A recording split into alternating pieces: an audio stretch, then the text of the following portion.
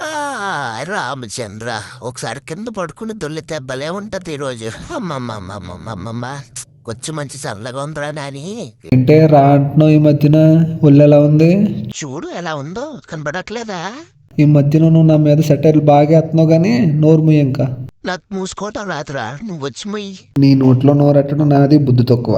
ఇవాళ మన జీవులతో day 10. Night అవి పడుకోవడానికి సాపా పరుపు వేస్తే తెల్లారేసరికి నా మంచం ఎక్కేసి ఒళ్ళంతా ఎంట్రుకలు పామేశాయి. ఈ వెంట్రుకలు దులుపుకునే సెక్షన్ కంప్లీట్ అయిన తర్వాత మా ప్రీతిని వాకింగ్కి బయటికి తీసుకువెళ్ళాను. దాంతోపాటు మా చార్లీ కూడా వచ్చింది. నా సంగతి ఏంట్రా, నన్ను తీసుకెళ్ళవా వాకింగ్కి?